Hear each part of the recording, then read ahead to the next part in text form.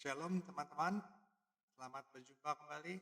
Saya pada kesempatan kali ini akan memberikan pedoman singkat atau paduan praktis kabar baik atau penginjilan yang dibagi menjadi 15 langkah singkat.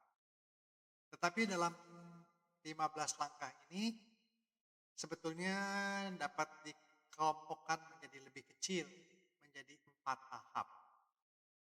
Yaitu tahap 1, membangun hubungan dan menyadari kebutuhan akan Tuhan. Kemudian tahap 2, kita membicarakan rancangan Allah dan kejatuhan manusia. Tahap ketiga, kita memberitakan Injil dan kasih karunia. Nah, baru tahap terakhir, bagaimana kita merespon dan arti pertobatan dan pertumbuhan iman sebagai anak-anak Allah.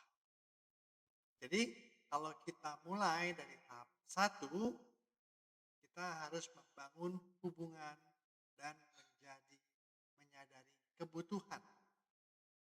Gimana caranya? Ya, membangun jembatan melalui relasi.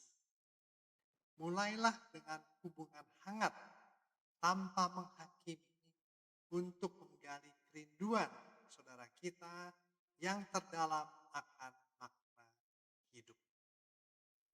Ya, jadi langkah 1 sampai 3 ini bagaimana kita menjelaskan hubungan dan makna hidup.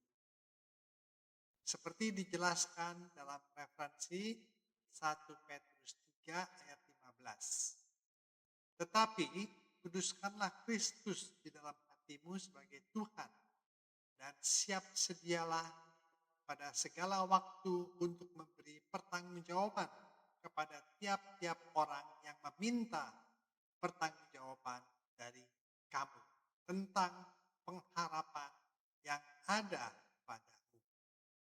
Kemudian pengkhotbah juga mengatakan, khotbah 2 ayat 11, ketika aku meneliti segala pekerjaan yang telah dilakukan tanganku dan segala usaha yang telah kuperjuangkan untuk mencapainya, lihatlah, segala sesuatu adalah kesia-siaan dan usaha menjaring angin. Itu kata pengkhotbah 2 ayat 11. Kemudian dikatakan di Matius 5 ayat 3 sampai 6. Berbahagialah orang yang miskin di hadapan Allah, karena merekalah yang mempunyai kerajaan surga. Berbahagialah orang yang berduka cita, karena mereka akan dihibur. Berbahagialah orang yang lemah lembut, karena mereka akan memiliki bumi. Berbahagialah orang yang lapar dan haus akan kebenaran, karena mereka akan dikenyangkan. Ya, jadi itu makna dari hidup. Ya.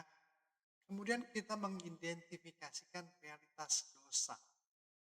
Kita menjelaskan bahwa dosa memisahkan manusia dari Allah yang kudus. Sesuai kebenaran dari kitab Roma 3 ayat 23.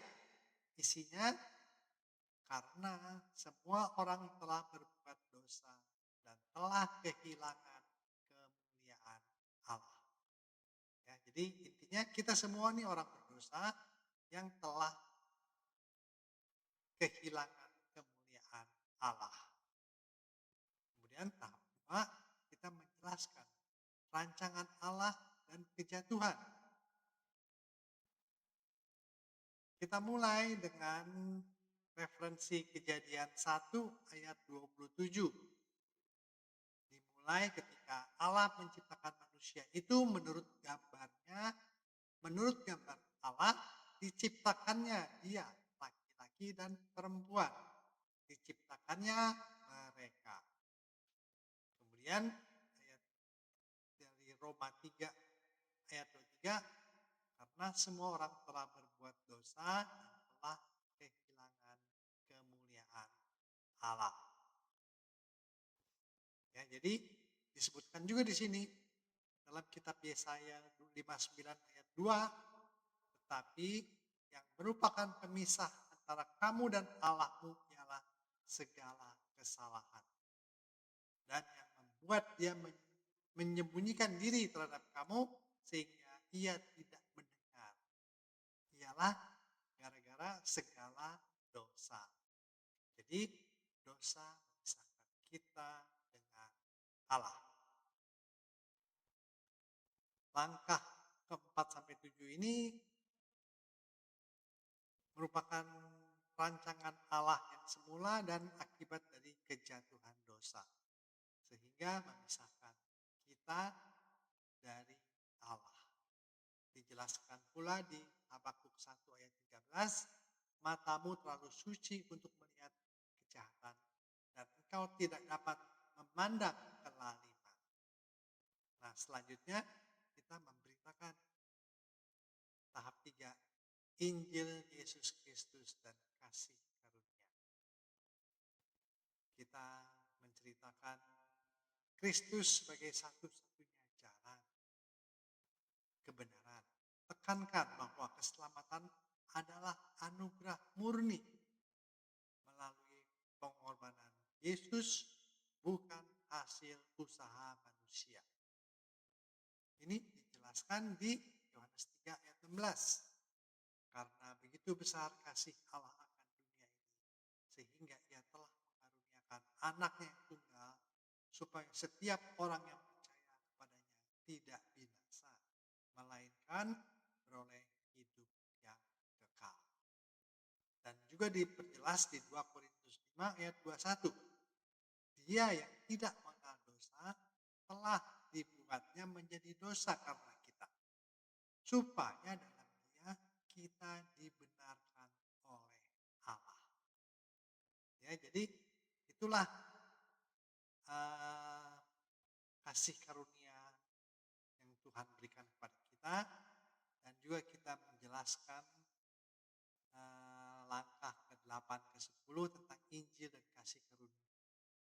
Seperti dijelaskan juga oleh kitab Efesus 2 ayat 8 sampai 9. Sebab karena kasih karunia kamu diselamatkan oleh iman. Itu bukan hasil usahamu tetapi pemberian Allah. Dan itu bukan hasil pekerjaanmu. Jangan ada orang yang membanggakan diri. Nah, sekarang kita ke tahap keempat. Respon dan pertobatan dan pertumbuhan. Undangan untuk bertobat. Jadi ajak mereka menerima Kristus. Lalu bimbing melalui baptisan dan komunitas gereja untuk bertumbuh. Dalam Roma 10 ayat 9, sebab jika kamu mengaku dengan mulutmu bahwa Yesus adalah Tuhan dan percaya dalam hatimu bahwa Allah telah membangkitkan dia dari antara orang mati, maka kamu akan diselamatkan. 2 Korintus 7 ayat 10 mengatakan, sebab duka cita menurut kehendak Allah menghasilkan pertobatan yang membawa keselamatan dan yang tidak akan disesalkan.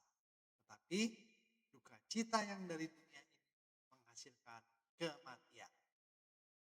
Yohanes 1 ayat 12 mengatakan, tetapi semua orang yang menerimanya diberinya kuasa supaya menjadi anak-anak Allah, yaitu mereka yang percaya dalam namanya. Matius 28 ayat 19-20 ini pengutusan. Karena itu pergilah dan jadikanlah semua bangsa muridku dan baptislah mereka dalam nama Bapa dan Anak dan Roh Kudus. Dan ajarlah mereka melakukan segala sesuatu yang telah kuperintahkan kepadamu. Dan ketahuilah aku menyertai kamu senantiasa sampai kepada akhir zaman. Terakhir, 2 Petrus 3 ayat 18, tetapi bertumbuhlah dalam kasih karunia dan dalam pengenalan akan Tuhan dan Juru Selamat kita, Yesus Kristus. Baginya kemuliaan sekarang dan sampai selama-lamanya. Amin. Jadi itulah paduan praktis membagikan kabar baik yang dibagi menjadi 4 tahap. Tahap 1 membangun hubungan, menyadari kebutuhan. Tahap kedua, menjelaskan rancangan Allah dan kejatuhan manusia. Ke tahap ketiga, memperkenalkan Injil dan kasih karunia Tuhan Yesus. Dan tahap keempat, respon pertobatan dan pertumbuhan sampai pengutusan. Kiranya Tuhan memberkati kita semua yang mau menjadi saksinya dalam memberitakan kabar baik ini. Tuhan